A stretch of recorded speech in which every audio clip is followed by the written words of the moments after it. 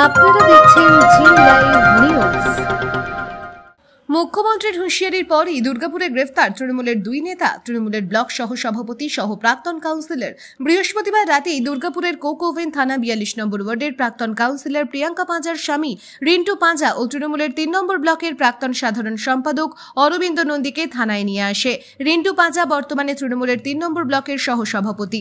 শুক্রবার 21 নভেম্বর ভোরে তাদের দুজনকেই গ্রেফতার করে পুলিশ। রিন্টু ও অরবিন্দের বিরুদ্ধে লোহা পাচারের অভিযোগ করা হয়েছে। সকালে ধৃত দুজনকেই দুর্গাপুর থানায় নিয়ে যাওয়া হয়। ধৃতদের পুলিশি হেফাজত চেয়ে তোলা হয় দুর্গাপুর মহকুমা আদালতে। এদিন বিচারক ধৃতদের 3 দিনের পুলিশ হেফাজতের নির্দেশ দেন।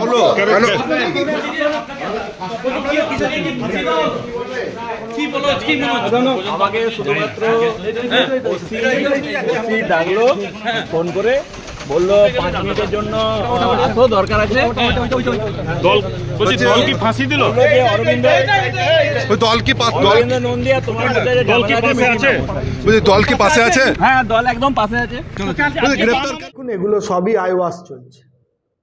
মুখ্যমন্ত্রী কালকে বিকেলে বললেন যে পুলিশের 1 শ্রেণীর কর্মী আছেন নিচের তলার, তারা এইসব বিভিন্ন জায়গায় টাকা পয়সা তুলছেন, তাদের বিরুদ্ধে ব্যবস্থা নিতে হবে। আর এটা বলার 24 ঘন্টা কাটতে না কাটতেই আসানসোল দুর্গাপুর পুলিশ কমিশনারেট কয়েকজন ওসিকে সাসপেন্ড করলেন, তাদের বিরুদ্ধে এনকোয়ারি করবেন এবং তার সাথে সাথে দুর্গাপুরে 2 জন তৃণমূল নেতাকে তারা গ্রেপ্তার করলেন। কি না, তারা নাকি বালি এবং কয়লার ব্যবসা করছেন, সিন্ডিকেট চালাচ্ছেন, তারা দামোদরের চর থেকে বালি তুলছে। তো পুলিশ কি এতদিন জানতো না?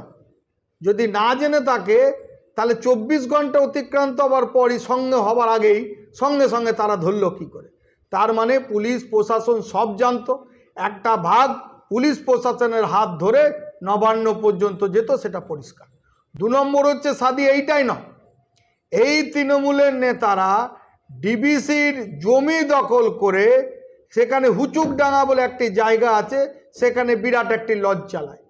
সেখানে তৃণমূলের বিভিন্ন শ্রেণীর নেতৃত্বরা, পুলিশ আধিকারিকরা সারা রাত ধরে সেখানে মচ্ছব করেন।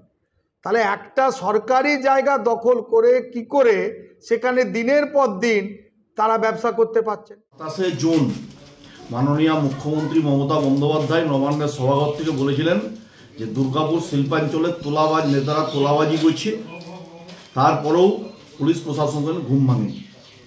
গতকাল রাত্রিবেলা যখন সন্ধ্যাবেলায় নবান্নের সভাঘর থেকে আবার মাননীয় মুখ্যমন্ত্রী বললেন যে পুলিশের নিচু তলা, এরা চুরি করছে আর আমি বদনাম হচ্ছি, তখন প্রশাসনেরও ঘুম ভেঙেছে। মাননীয় মুখ্যমন্ত্রী পুলিশ মন্ত্রী এই কথা বলার পরে কাল রাত থেকে জমি লুঠেরা, লোহা মাফিয়া, কয়লা মাফিয়া, বালি মাফিয়া থেকে শুরু করে যারা তৃণমূলের সাথে সরাসরি যুক্ত, যারা কেন্দ্রীয় সরকারের জমি দখল করছে, আবার রাজ্যের সরকারের কাছ থেকে নেওয়া কোম্পানির জমি যারা দখল করছে, এই ধরনের তোলাবাজ মাফিয়াদের গ্রেপ্তারের তৎপরতা দেখা গেল অবশেষে। আমরা মাননীয় মুখ্যমন্ত্রীকে ধন্যবাদ জানাই। অবশেষে এতদিনে প্রশাসনের ঘুম ভেঙেছে। আমরা তাহলে যে কথাগুলো অভিযোগগুলো করছিলাম সেই অভিযোগ আজকে সত্যতা প্রমাণিত হলো এবং এই দুষ্কৃতীরা আদতে যে শাসক দলের সাথে থেকে নিজের ব্যক্তিগত ফায়দা করে তৃণমূল কংগ্রেসকে বদনাম করার চেষ্টা করছে, এই অভিযোগই তো আমরা করছিলাম।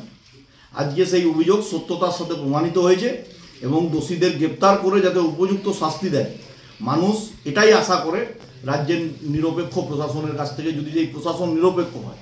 কিন্তু এখানে প্রশাসন তো নিরপেক্ষ নয়, এখানে শাসকের আইন চলে, আইনের শাসন চলে না। আমরা আইনের শাসন দেখতে চাই বাংলার বিরোধী দল। রিপোর্ট জি লাইভ নিউজ।